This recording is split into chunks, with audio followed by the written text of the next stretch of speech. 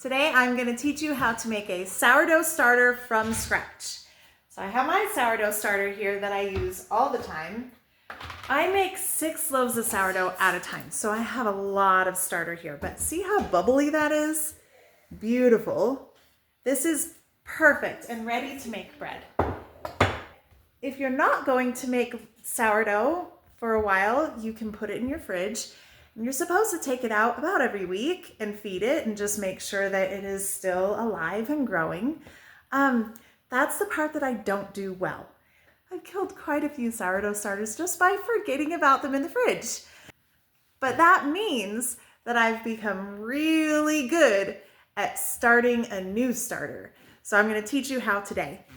It's very simple, but I have a very special tip for you that will make starting a sourdough starter much easier and faster.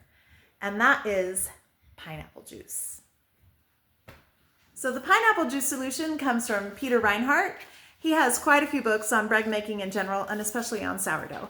And essentially, the pineapple and the acidity in the pineapple juice helps to overcome the bad bacteria so that the good bacteria can take over quicker and easier, and you have a more healthy sourdough starter. So to start, we're going to put just a little bit of flour in here, and we're going to take our pineapple juice.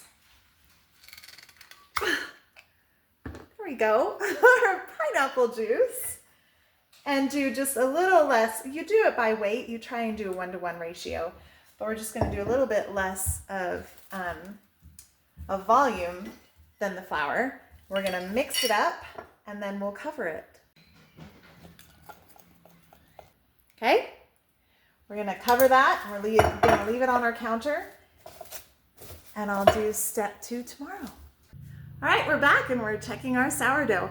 I started it on Friday. On Saturday, I fed it half water, half pineapple juice, and on Sunday, I fed it full water and with the flour. And today is Monday, and look at those bubbles. This is exactly what we want to see, and it happened a lot faster than a typical sourdough starter with just water. So that pineapple juice gave that strength that it needed to overcome any of the bad bacteria that was in the flour. And now we're just going to keep feeding it. The longer it goes, the longer you feed it, the stronger this sourdough starter is going to become. And the way that we can tell is we look at the side of the jar here.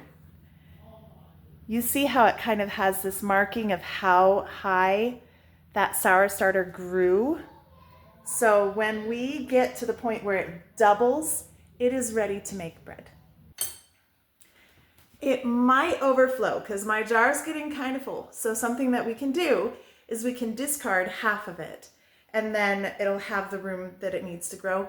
Or if you're like me and you're making a lot of bread, then we could graduate it to a larger container.